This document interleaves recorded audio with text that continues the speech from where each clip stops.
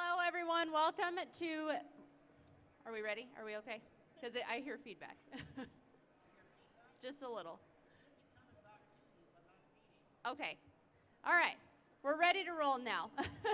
Welcome to another show of Foundation of the West, where the women meet the West, here on the Roper stage at the Roper Cowboy Marketplace. My name is Mackenzie Kimbrough. I will be your host today. I'm a sixth-generation cattle rancher, and like I said, your host today. Excited to give you all the opportunity to hear from four really incredible women who are entrepreneurs, and that doesn't even begin to scratch the surface of all that they have going on. So ladies, thank you all so much for being with us today. We'll go down the line, introduce yourselves, and tell us a little bit about your roots and background. Hi, I'm Paige Lawrence Champion. I grew up on a ranch in Canada, but I did not go the traditional route of rodeo, which usually comes with growing up on a ranch. I actually became a competitive figure skater. I competed at the 2014 Olympic Games, and I have since then married a rodeo cowboy and kind of come back to my rodeo roots. Hello, I'm Jansen too. I grew up showing cutting horses and have been involved in the Western industry my whole life and kind of fell in love with fashion and seeing how I could dress up and fit in at the same time, which sometimes I stand out. Sometimes, always, in a good way. And I stopped showing cutting horses when I went to college. My schedule got a little bit too busy, but I have also married a rodeo cowboy, and I'm back in it. And I mean, there's not another industry I would rather be in. I'm Abby Peters. I'm from a small town in Iowa, and I grew up in extended family that farmed. My family was never really in it, but I did show horses for my great uncle, kind of the opposite story. And he used to dress us up, like me and all of my cousins, in this American flag pearl snap shirt that matched his and a white hat, and I grew up hating it. So for a long time, I know, right? So for a long time, I got away from it, so it feels nice to be coming back around. It feels kind of like coming home. Hello, I'm Angela Meyer. I grew up riding horses, showing horses. I got involved in rodeo about 8 years ago. I started dating my boyfriend now, and his family raises bucking bulls in the small town that we're from in Iowa. And then I also play music, so I'm very much involved in rodeo doing this stuff now. What did I tell you, right? A power-packed group of ladies up here. I want to also go ahead and start by talking about your quote-unquote main businesses, and then we'll dive into each of the individual, not as mainstream or maybe as large of a following known businesses as well. We'll start on the end. Angela and Abby have the Breaking Western podcast. Ladies, how did you two meet? How did you get together on that? And what is the story behind Breaking Western? Well, we met, let's paint a picture, Abby. It was all the way back in high school. Braces on / pre-orthodontia. I was going to say, unfortunately, mine was pre-orthodontia. I think we were like 14 when we met. We were friends all through high school. Kind of went our separate ways in college. You did the Peace Corps thing and like weren't in the country, and I don't know what I was doing. As Angela likes to say, I famously slid into her DMs, which, like, arguably, technically, that's what happened. I was back in town. The algorithm started pushing her stuff back onto my feed. I was like, you know who I haven't heard from in a while? Angela. So we got together. We spent the whole night talking about, like, ghosts and drinking whiskey at this tiny bar in our small town. And a few days later, her boyfriend and his brother were taking bulls to a rodeo. Do you want to come? Yes.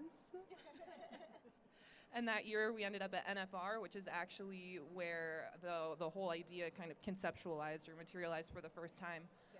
But it took us months when we got home. Yeah, I mean, we were out here, and when you meet people within the industry, they're all kind of having the same conversations, and not a lot of them get talked about out loud or to the public. And so we wanted to be the platform that kind of got real and dove into different issues within the Western industry and pull out the strengths from it as well. So that's kind of how the podcast got started. So then we just started sliding into other people's DMs as well. Yes, and they liked it too. And here we are. It's been about a year and a half, and we've been lucky to have some really, really amazing people on, Like Jansen. like Jansen. And literally people that we thought were so out of our league. We Like thought- Jansen. Like Jansen. Like, we're just going to attempt this. Should we do it, Angela? Should The we do worst a they full could say send? is no. The worst they could say is no. Yeah. So it's been really special. That's awesome. And where can people listen to the podcast? They can find us on Spotify, Anchor, Apple Podcast. I don't know if there's anywhere else. Or, of course, we're on Instagram. All our shenanigans are on there at Breaking Western Podcast. And they do mean shenanigans. There was a post that y'all put up coming here this week, and there was a tip that went around in the fashion industry that was like, wear your bulkiest items so that you don't have to cram them in your suitcase to get on the plane. Well, they understood the assignment. They took that seriously. We call it fashion. So that part of that also was me trying to redeem myself from 2 years ago, or was it last year? We were going into the airport, and think it I was told both. Abby I was going to look so glamorous because it's always been my goal to be like a Kardashian look that on a girl plane. in the airport. Like Jansen. Like Like Jansen. I want to look like Jansen on the plane. And so instead, for sure sweatpants were involved. I had 4 cowboy hats stacked on top of my head. It was not cute. And After so she's like, Abby, what do you think? Did I nail it? Did I fly under the radar? Was Is I this the that look? girl? Or was I that girl? So then she shows up at my house on Thursday morning, like wearing. I had a fur Wearing coat her on. fur coat. I had thigh-high white boots. I had a cowboy hat. And it all matched. And it was she an outfit. didn't even say anything. She just waited for me to notice it because she felt that confident. She was just like, Effortless glam. well done.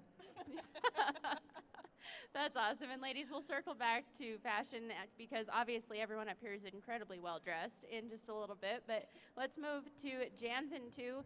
This woman has created an empire. If you haven't picked up on it, we all love her dearly. She is the boss lady behind Denim and Velvet marketing and design.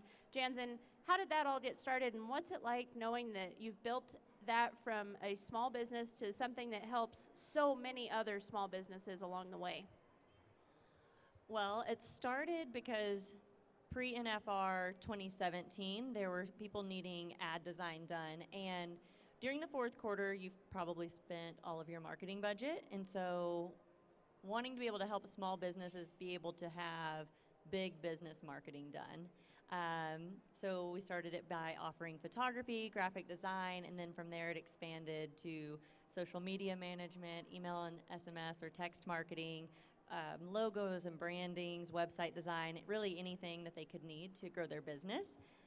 And it is now in year 5, and we've gone from a one-man show to a 5-man show, which is still very strange for me. A lot of that is accredited to Paige as well. She is my business coach, and I think everybody should work with her. I'm always trying to plug her in every conversation that I have because she has helped me understand time management and grow as well. That was probably my hardest part of handing things off and delegating, because for so long it was just me and being like, no, I got it. It's okay, I'll do it. And she's helped me a lot on that side of it as well. So you basically just sold me on the fact that I need to have Paige coach me because you know that I struggle with that. Everyone needs a Paige. Y'all can't have mine. No, I will share. But yes, I highly recommend having somebody help you. Learning how to set my schedule, that was probably the biggest thing that Paige helped me with right away, was putting together a to-do list, and she told me I wasn't allowed to move something more than 3 times just because I didn't want to do it or there was other things more important in it. And for a long time, I sent her my schedule every Sunday night for the entire week, and she would check back and be like, did you get everything done? Can we talk about creating a realistic schedule, though? That's Yeah, what is that? Is what- I mean, I would put everything on there like, wake up, go to work. I mean, the basic essentials of the day. If you don't get those done, you're not going to get anything else done. This is true. Right. You just put on the fifth annual, right? Denim and Velvet fashion show. It was here on the Roper stage over the weekend during the national finals. What was that like? Because I've been fortunate enough to see you build that since the beginning. I've been part of watching it all unfold and watching how much you've been able to grow that and the following that fashion show itself has. how did the fashion show go? What is its purpose? And what do you see it becoming in the future? The fashion show went incredible. We had 30 amazing models. The purpose behind it is Group W reached out to us in 2017 and they wanted to fill up their stage. At that point, the Stetson Country Christmas was still at Sands and they had a partnership with Ride TV, and their stage needed to be filled throughout the day to have broadcasting. And Anthony Lucia introduced us to the group, and we did our first fashion show. We had no idea what we were doing. We drove to Vegas, and we got to our hotel that night, and the next morning somebody had stolen our clothing racks out of the back of our truck. So we made it work. We walked around and carried bags the first year, but the whole purpose is to put together clothing from the vendors here at Roper Cowboy Marketplace and at Stetson Country Christmas and show people how to style things. And sometimes it's nice to see it on a model or on anyone so you have an idea of how the clothing fits, or putting pieces together that you might not have thought about how to wear them. And so we want to do it to showcase all of the incredible vendors that we have at both shows, and help people feel bold and powerful and brave, and help them, feel a little bit more confident and be adventurous in their fashion. And to provide that inspiration to be a little bit adventurous, and what you just said, to feel bold and beautiful. Something that I admire very much about the way that you run your fashion show is that you get women of all ages and of all sizes. And I think that inclusivity across Western fashion has really been able to develop over the last couple of years. And I've heard from audience members year after year, man, it's cool that those clothes are being shown to us on real people. How important is that to you? Oh, it's so important. I love the fashion industry so much, and I understand the purpose of why they have the size of models that they do at New York Fashion Week, but that's not realistic. That's not the everyday size, and not only that, it's honestly, my size is not the realistic size. It's different for everyone, and I want everyone to know that they are beautiful, no matter how tall you are, what your age is, anything else. I mean, we had models on the runway from 5 foot to 6 foot, and we had them from 19 to 65 years old. And so I want people to know that they are beautiful at every size, every age, every height, and that they can get out there and rock it. Don't let whatever your age, size, height put a damper on it. There's no bar to have to jump over or do anything. You can wear whatever makes you feel beautiful.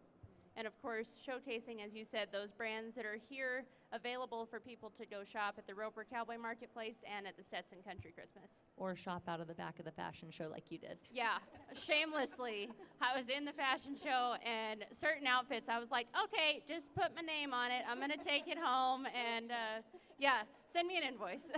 Put it on the tab, please. Paige, let's talk about what your business is, because as we mentioned, you're an entrepreneur coach, but how has your background coming from ranching to training to be an elite Olympic athlete helped develop that business, and what is it that you offer? So when I retired from figure skating, I had no idea what I wanted to do with my life. I was 24 and I thought I had reached the epitome of success. And it took me a few years to figure it out. But what I realized was that through sport, I learned a lot about the mental components of achieving greatness, for lack of a better word. And I had a team of people designed to help me be my best. And I realized that there were individuals out in the real world that didn't have that, that were doing amazing things just on their own. And so I wanted to be a voice for other people to access their own inner potential, and just to help them to be their best in whatever pursuit they were chasing. And so I ended up going to grad school for executive coaching. I now run my own business as a high performance coach. I work primarily with small business owners. I also work with a select few NFR contestants, which is a lot of fun, just to kind of mix the conversations up. But that's kind of the main thing of what I'm doing these days.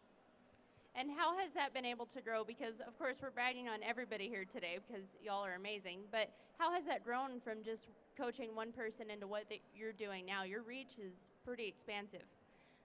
I think that's part of the joy about being an entrepreneur is that you start with an idea and you just continue to find solutions to continue moving forwards. And so I started with my one client who believed in what I was doing and could see the value in it. And from that point, it was really just me setting really strong goals, finding ways to maneuver all of the obstacles that pop up, and believing in myself, because I think that's a pretty powerful combination. It's essentially what I help my clients to do. And from there, it's just really been taking opportunities that come my way and saying yes without really knowing what the heck I'm doing and figuring it out as I go along. I think that's rule number one for entrepreneurship, is it not? Yeah, it resonates. Oh, I am scared to death. I don't know what I'm doing. Here we go. We're going to do the thing. Exactly, yeah. No, that's awesome. And of course, all of you have built really successful businesses, but that did not happen overnight. That was not simple. And like I just said, we were all scared to death and didn't know what we were doing at the start. I'd like to hear some of the challenges that, not necessarily specifics if you are uncomfortable with that, but challenges along the way to building the businesses that y'all have now. And then obviously talking a little bit about the success, whether that's building community and knowing that you're reaching people from stories that people have sent you and saying, like, for example, hey, I listened to your podcast. Man, that was an inspiration. Now I'm doing this thing. Or the businesses that you've been able to help Jansen literally build themselves from the ground up. And Paige, same thing with the people that you coach. So whoever wants to take that first, it's a heavy question. But some challenges of building the businesses and now what you're seeing in the success. Sure, I can go first. I would say that Thanks, girl. I would say that a struggle that is not maybe often talked about is that entrepreneurship is quite lonely. And social media, you're able to reach such a vast audience, but you're also just working by yourself. And so at times it can often feel as though you're working in a vacuum of just yourself posting things and being like, well, is anyone paying attention, right? So I think that there's definitely a learning curve there to both be like yourself, working solo, working on your own, and also finding the right way to connect with the people that you need to run a business. No, I think that's spot on, and everybody up here, of course, is nodding their heads. Building that community is so critical, especially building it with people who understand what you're going through. Resonating with like-minded women or men in the various industries is critical because, like you said, it does feel very lonely oftentimes, and you're hustling and struggling, and you feel like, oh, this has obviously never happened to anybody else. I am building this thing, and it's just not working, and I just need somebody to talk to. Building community there, also very important. Jansen, what about you? Well, I've definitely learned things the hard way. I did not go about it the easy way, which is also why Denim and Velvet exists, because I learned about marketing, trying to promote myself as, I wouldn't consider myself a fashion influencer. I kind of was. I'm retired from it. But Disagree, but whatever. I don't market that portion of the business, but I learned it the hard way trying to grow myself as a brand, and I wanted to bring that over to customers so they didn't have to have that struggle. But I would say some of our biggest struggles has been how to make sure every customer that we work with maintains their own voice and that they stay true to their brand when they're handing pieces over. Because we want every business that we have the opportunity to work with to still be themselves, but give them the freedom to focus on the areas that they excel at. It could be as simple as us giving them a social media schedule for them to follow, or them going completely hands-off and saying, no, I want to focus on, maybe if they're a boutique, buying their clothes only, and we do everything else for them. But I would say biggest challenge actually comes to the NFR. I have to leave my office for 21 days and focus solely on the trade shows and the events that Group W produces. And so while I'm out here, I, for lack of a better term, run around like a chicken with my head cut off, going from one place to the other. The most organized chicken with her head cut off I've ever met, but okay. I'm glad you think it's organized because it seems like a tornado for me. But no, I get out here about a week before the NFR kicks off, and every sign that you see around the trade shows here at Mandalay Bay and at Rio, the Orleans, and Resorts World, which is new this year, I have designed and then go make sure they get placed in the correct spots. But in 2018, when we took over that portion for Group W, I had never done an event like that before. I mean, at all, and definitely not one that was on that capacity. And they're like, okay, here's your production crew, go hang up signs. I was like, okay, here we go. And then they'd be like, no, that sign's not in the right spot. I'm like, well, I don't know where it goes. Somebody tell me what to do. But that has been my biggest challenge, being away from the office, but also being able to make sure that our customers still feel taken care of while I'm away. And I have the most incredible team that picks up my slack, which is a lot because I still take on more than I should. I'm not going to look at Paige while I say that. But I would say the hurdle of balancing, because the NFR is a marathon and I'm still trying to sprint it. I told someone the other day, for the people that say it's a marathon, not a sprint, pace yourself or whatever, I was like, oh no, it is a sprinting marathon. I don't know who's pacing theirself out there, but we just try to get through it. But you do a phenomenal job with that. Well, thank you. I try to make it look effortless, but usually it's me running about 9,000 miles an hour everywhere I go. I have definitely scared some of my passengers in the car this week. It's okay. We don't have to talk about that. They lived. That's the They important didn't die. part. That's exactly what I said. Right? They Yeah. did. That's what it comes down to. But did you die? Yeah. We may have come inside Mandalay Bay on 2 wheels a couple times, but we survived. You made it. Angela, Abby, what about you guys? Yeah, I would say that it's all of these little pieces when you're an entrepreneur that people don't always see. So like for the podcast, as a musician, as a clothing designer, like whatever these little things are, it's so many behind the scenes moments. And it's like rodeo. Like if you're a bull rider, the hope is to have people see you do your job for 8 seconds. And so same thing as this is like, it's a very short window of time that you have to be absolutely on.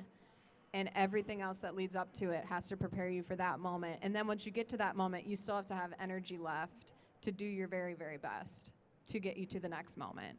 So that's the exhausting part for me, because nobody, I mean, thank God, I have people that see me in the struggle too and still love me.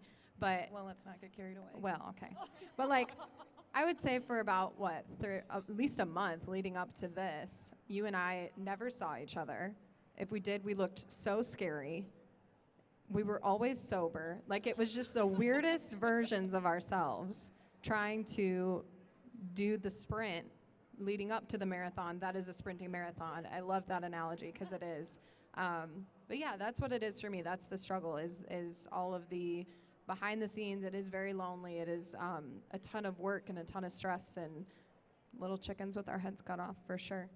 And I like what you said, Paige. It does feel sometimes very isolating or lonely, because especially as an entrepreneur, as a creative, whoever, you're working mostly on your own or with your small team and just sending things out into the ether, hoping it reaches the right person, but you don't always get that feedback, and it can feel really vulnerable, especially if it's a personal journey that you're sharing or something you're passionate about, to then think, oh my gosh, wait, does no one care about this as much as I do? And then why am I doing this? Is this for a reason? So to keep in your mind and in your heart, like, why you're doing what you're doing, I think it can be the biggest struggle, but also the most important piece to just keep us moving along constantly towards that ultimate goal, even if it's always changing, but to know why you do what you do. And I think a common thread that runs through all of you ladies is that you're constantly looking to do better. You all have ambition, you all have drive, and you're very rooted in who you are as people, and I think that's key to each of your success. What keeps you grounded and what keeps you going among all of the crazy busy things that you all have going on? Maybe a tip or something that you find solace in that someone else might be able to take and apply to their own lives. Paige, do you want to start? So I love that you asked that, because I often say, just because you want to be better doesn't mean that you're not good enough.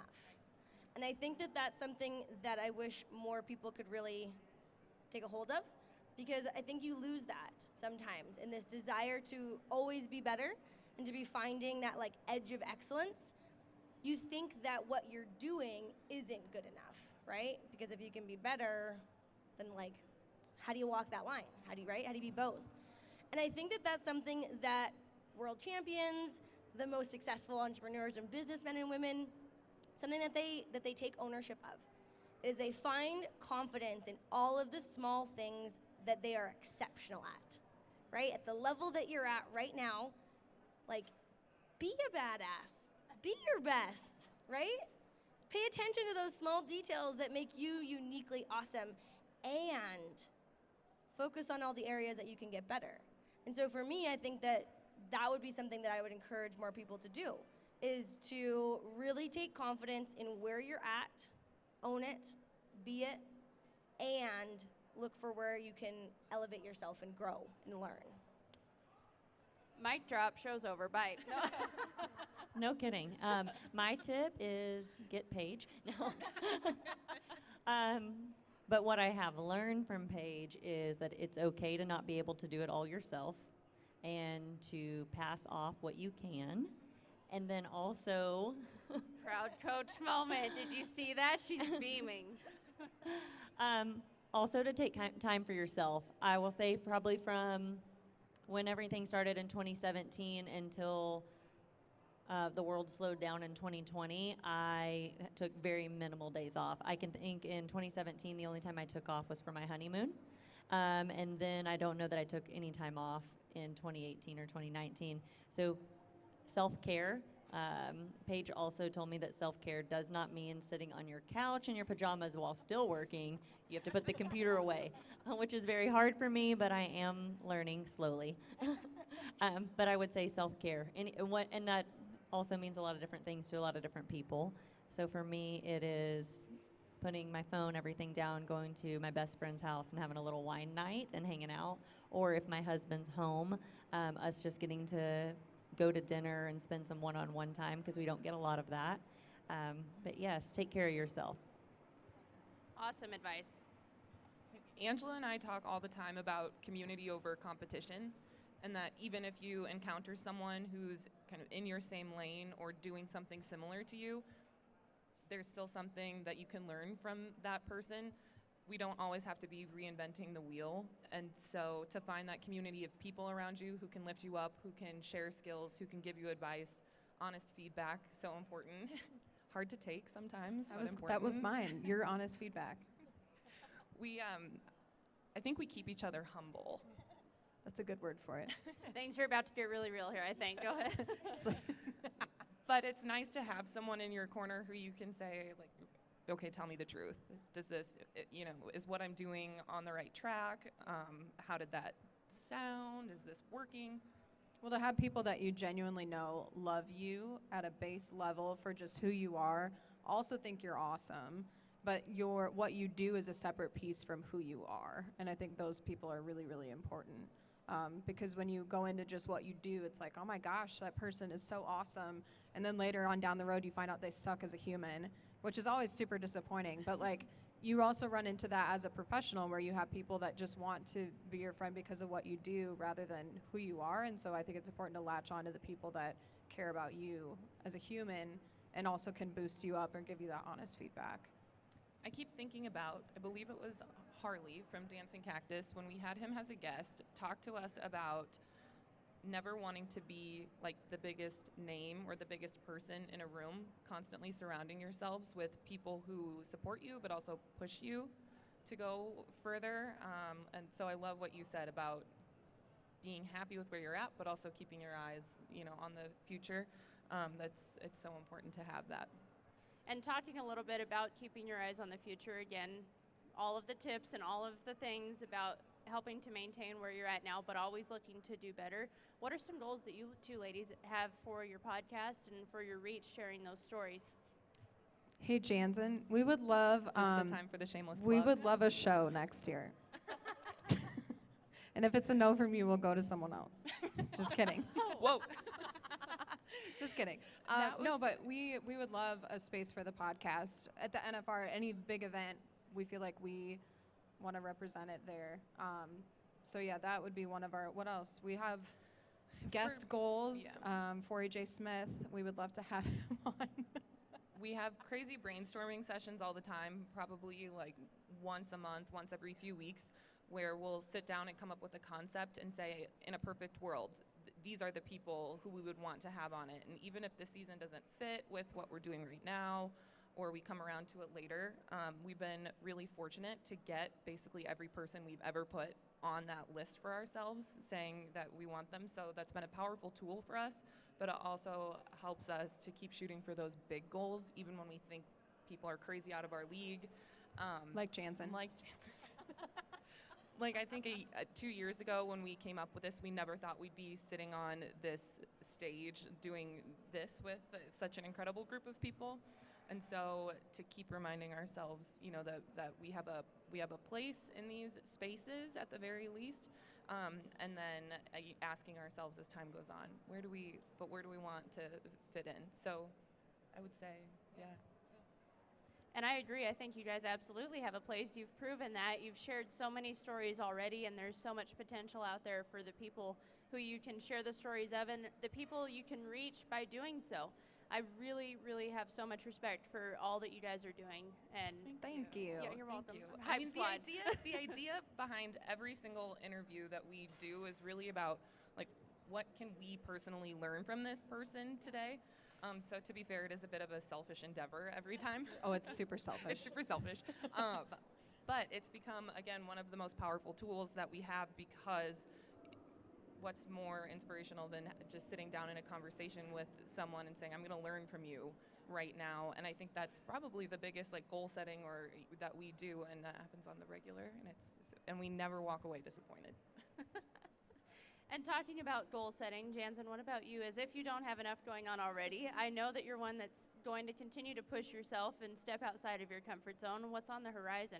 Well, before I get into goals, I gave y'all a pig barn last year to do it. Oh, that's right. That's I did right. give you a place to do a show. The swine barn, The Jansen, swine please. barn. Swine barn. Actually, yeah, and we had Click Thompson and Dean Sutton. Were those just the two that we recorded in the swine barn? Thanks to Jansen. I know a lady that kind of works on some stages, so I'll see what she can do. Goals. Goals. Ugh. All right, we got to think of a new goal, Abby. I don't know. Paige hasn't made me sit down and do my goal setting yet. We're supposed to do that in January. Can I get back to you?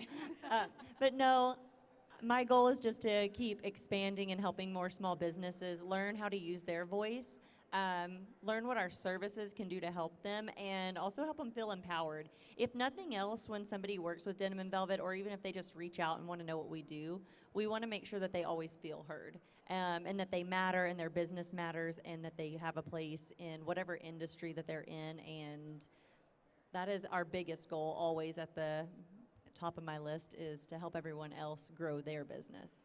And I think we can all agree that that is definitely something that you have succeeded in and that you continue to do, again, building up people's businesses, building up people's personal brands, constantly, literally all the time, except when she turns it all off.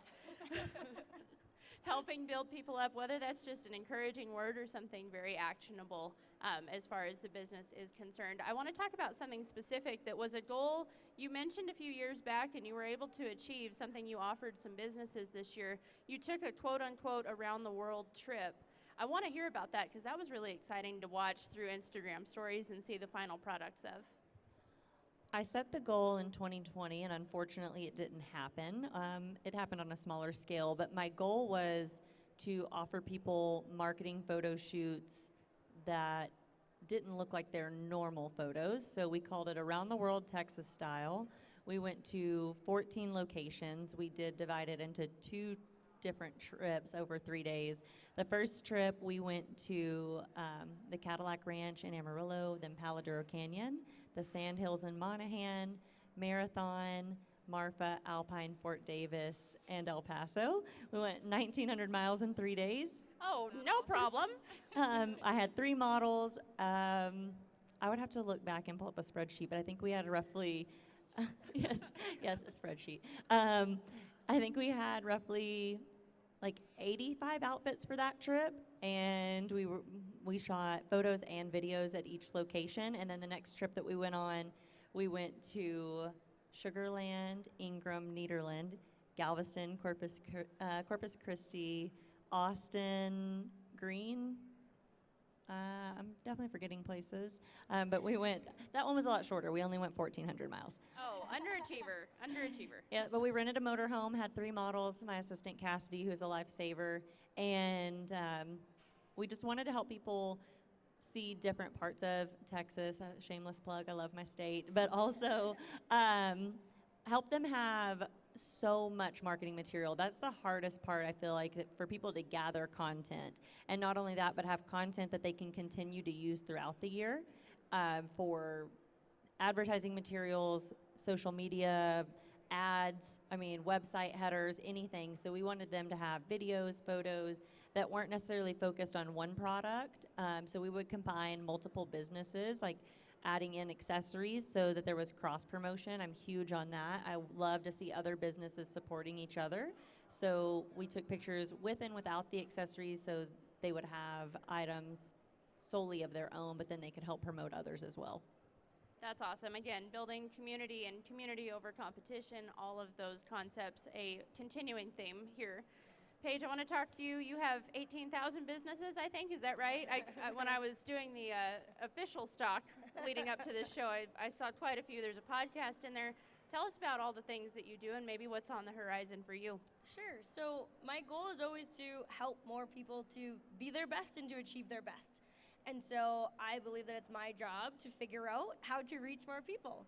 Obviously, I do my one-on-one coaching, which I absolutely love and adore, and I'm hoping to take on some awesome and interesting clients in 2022. It seems strange, doesn't it? Yeah. But also, I teamed up with a friend, a fellow Olympian, who's also a nutritionist and a chef. And so we built an online course this year all about helping people to eat, drink, and think for optimal performance in their life and business. And so we kind of take the mental components, pair it with how to fuel your body to be your best, and it's gone over really well. So we're launching that again in January. We also just started a podcast that will be coming out beginning of February, I believe, kind of around when the Olympics are. Probably can get a lot of tips from you too, because we're very much still figuring it out. And I would say that a kind of like far-reaching goal would be to host a retreat next year. Love having people live and in person together and really creating that sense of a strong community. And so that would be a goal that we're working on that we haven't created yet. So there's a few things up and coming that I'm excited about. Yeah. Just a few. Yeah. Again, building that reach, diversifying, and constantly trying to connect with people in various ways. So that's really, really cool. Thank you. If y'all can't tell, I'm like fangirling over the whole panel today. Y'all are incredible examples. I want to take it back down to Angela, talk a little bit to Angela and Abby individually, because I've talked to you both a lot today about you two together as far as the podcast is concerned, but you two have careers of your own as individuals as well. Angela, tell us about what all that you do with your incredible music career. Yeah, so luckily what we do goes really well together. And so going back to this dive bar, us meeting back up after college and all this 2 years ago? Yeah, God. And so Abby had kind of pitched the idea to me that she'd been interested in doing clothes for stage performance. And I'm like, well, if I'm going to Vegas, I need to look the part. And so she created, I think, like 4 or 5 outfits for me. 4 or 5 totally custom garments. We had the Patsy pantsuit, which was, so a few weeks before Vegas, we go to Albuquerque for the Western Music Association's annual convention. And so the whole time we're driving, all 22 hours from Iowa to Albuquerque, she's in my back seat of my Subaru Crosstrek sewing bells onto these pants, and it was a total of 24 feet of fabric that she's hand stitching just for the pant legs. So, I mean, the amount of work that she puts in to what I do is amazing, and we can travel together super well. So it does all fit together. But so with the music, what was the question? I got myself all distracted. I'm so sorry. That's Those okay. You guys, bells. yeah. You I can just talk I was for each thinking other about bell bottoms. I'm so sorry. about your music career, how that kind of started, and where you're at now. Yeah. That. Yep. Okay. So how it started, so my mom was in a cover band when I was growing up. And so my earliest memories are being at the Iowa State Fair, seeing her up on stage and like the smoke and the lights of the beer tent. I'm like 3 years old getting secondhand smoke. Anyways, and so she's she's up on stage. Shut up, Abby. And She just said that explains a lot for everybody who did not yeah, hear you're supposed to that. have a mic. And so she's up on stage, and I just like, it was such a romantic thing for me that the smoke and the lights and being on stage and having people listen to you was always something that I wanted. And so I grew up heavily in church. She did church choirs and Christmas vacation Bible school, all those different things. And so I started doing solos and kind of caught the bug of performing on my own. And then that quickly turned into country music, which means a heck of a lot to me. And so as I got into high school, I started writing songs. We actually learned guitar on the same day. One of us just took it a little more seriously than the other. So we learned like Taylor Swift songs, and we put an air mattress over her bedroom door so that her parents, it was like soundproofing. So we could just stay up all night and play songs. And so when I was 16, I got my first paid gig, and I made $50 at a coffee shop. Yeah, big money. And so it just kind of went from there, and I got to open for some really cool people like Aaron Carter. Yeah, I know. I will know. I peaked a long time ago, is what I'm trying to say. The 12-year-old girl in all of us was just like, oh my God. I know. And then the greatest part of that one was I also made $50 on that gig, and to pay to meet him, it would have been $50. So I was like, I'm not even going to meet him. It's fine. So it's kind of grown from there. I try and take as many opportunities as I can. I'm 28 now, so I've been doing that for 12 years, and I've been doing it full time for 3. So this is my main gig. I also teach yoga on the side, which I'm super passionate about as well. And so when I travel, sometimes I will randomly reach out to a barn and be like, hey, do your clients want a yoga class? And so I've taught like goat yoga at Saddlebred Barns, like. And if you watch the NFR, all right, like you see those calf ropers, we're gonna look at like, they do the splits basically. It's so impressive. Yoga's for everybody, especially if you're in a car traveling on the rodeo road. So yeah, it's been a whole journey of evolution to get my music to be heard. But I think as versatile as you can be really helps to get yourself out there, because you can do a lot of those pieces yourself along the way, or just do things like the podcast where it's a lot of cross promotion within your own businesses as well. And where can people catch up to you and hear your music? So you can buy it, stream it anywhere you buy or stream music, Spotify, Apple Music, iTunes, all that good stuff. I have CDs here for sale as well too, so if you got a $10 bill, I'll give you one. I'll even sign it for you, because I would love to have a little less weight in my suitcase so I can buy more stuff. So yeah, they're 0.13 ounces, so they won't put your suitcase overweight. But if they're all together, they will put mine overweight. So, and yeah, you can hear me tomorrow on this stage. I think I'm here at 1 o'clock, and on the Live with Lucia show over at the Rio on Thursday. Awesome. And talking about, of course, you always look phenomenal in every Thank outfit you. that you wear when you're singing. You kind of led into my next question, which is for Abby and your business of creating Western wear and things like that. Tell us about that. I wish I could. It's been kind of a wild ride. Like I said, I grew up not loving Western wear only because it was like my great uncle Fred and his bolo ties and American flag printed shirts. And I was like, please don't make me do this. So I really got into making clothing when I was, Angela mentioned it before, I was in the Peace Corps living in Mozambique in Southern Africa. And it's 2 years of kind of, like tough conditions or isolated. And I started to realize when I came back how deeply that affected like my sense of self, especially down to like how I was presenting myself outwardly. It kind of felt like it wasn't aligning. And I was getting super overwhelmed with just like some of our clothing industries, where I thought that I needed to take a step back. I found some cool independent pattern makers. I had this monster of a sewing machine from like the 1960s. It weighs like 50 pounds. My aunt got it for me when I was in high school. Is this your ancient sewing machine? Yeah, Angela and I were interviewed once by like a high school girl who I said that my sewing machine is from the 60s, right? She quotes it in this article as, Printed newspaper. as an ancient machine. Ooh. Oops. But yeah, so I had this old sewing machine. My aunt had taught me the basics of it when I was probably like 15 or 16, but that was about it. My grandmas were both talented sewists, but that was as far as it went. So I found these patterns that I wanted to use. I found some cool fabric, and I just went for it. I'm not going to say those first garments were great, and they certainly didn't match my style. So those are pieces that I've held on to just for kind of the memes, but will never be worn. And yeah, then it happened with NFR when Angela was wanting some fun, kind of stage-worthy pieces, and I thought, let me try my hand at that. And she wasn't convinced at first. I'm not gonna lie. There was a healthy amount of skepticism, and I get it because, like, looking back on what I was making at the time, questionable. And then it's really taken on a life of its own since. Like, I realized that because I'm making my own clothes, I could make them however I want, right? And I love what you were saying about, like, clothing should fit a person. That's what I always say. Like, people should fit into their clothes. Their clothes shouldn't fit them. Or vice versa. They should fit their clothes.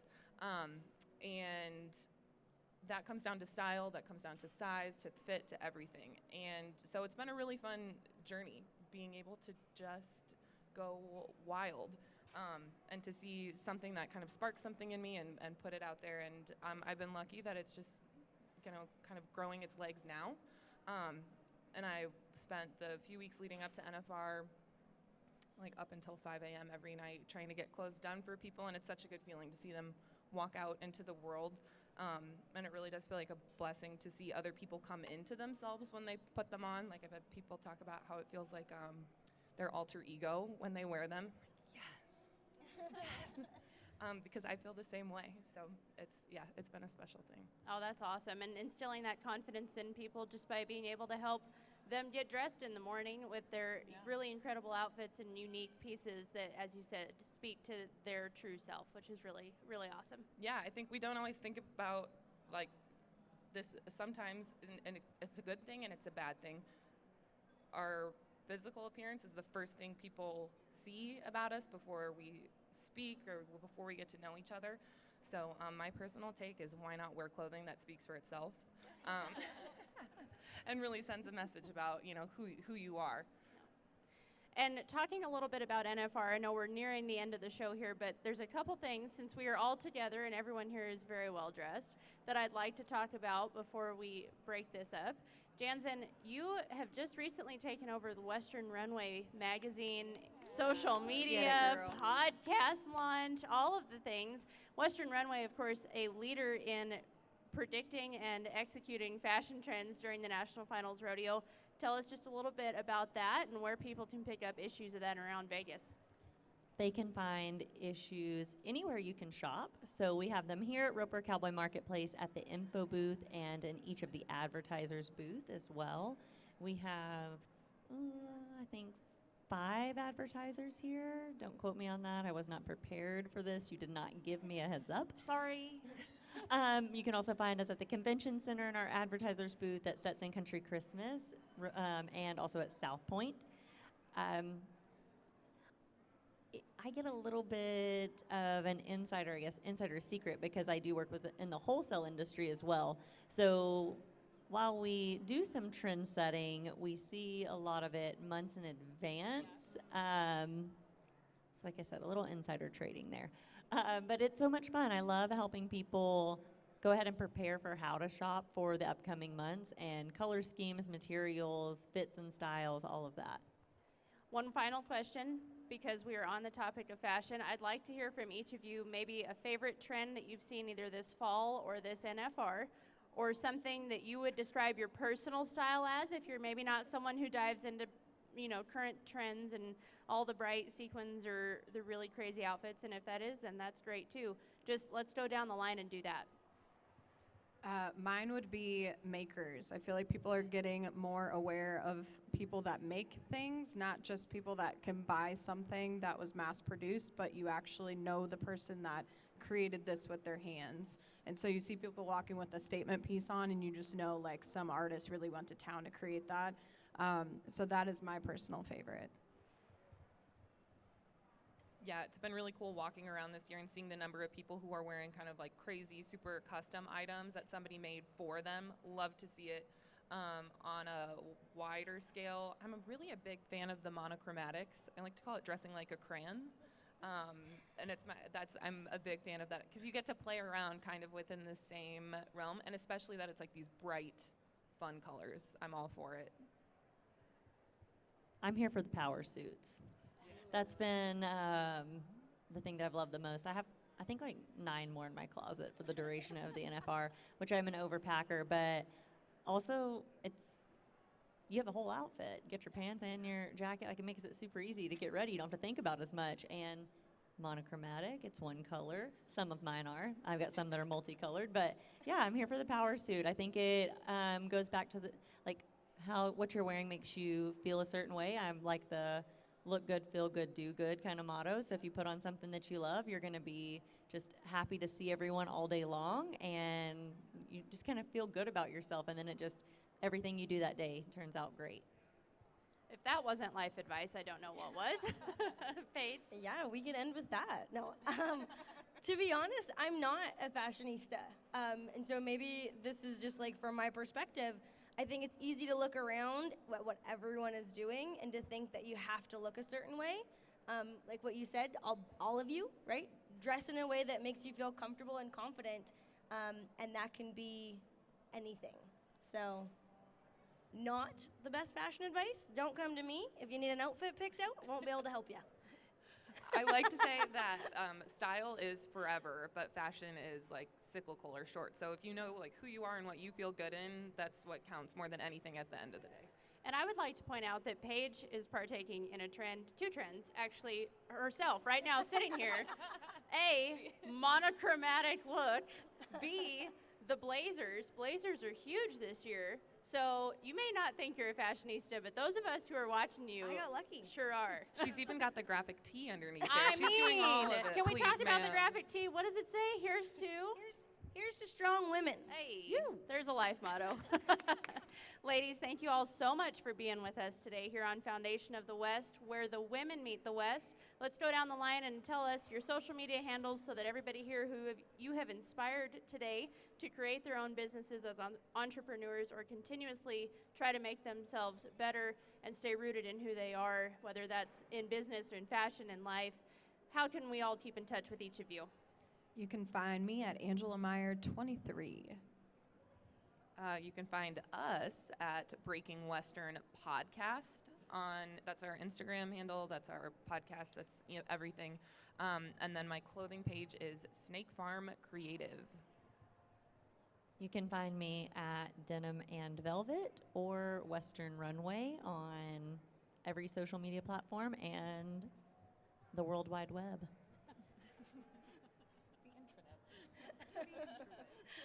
And I'm at Paige Lawrence Coaching. Come follow, come say hi, let's start a conversation. I love meeting people. Ladies, thank you so much. It was a pleasure to introduce all of you to new people here today and also to get this out to the interwebs, as we just joked about, because each of you have amazing stories to tell, and you're all powerhouse women really making an impact on the world. So thank you all very much for being here today and for being shining examples for the rest of us to take note from. Again, this has been Foundation of the West, a brand new show here on the Roper stage in the Roper Cowboy Marketplace. This is where the women meet the West. You can follow us on social media. We will see y'all next time.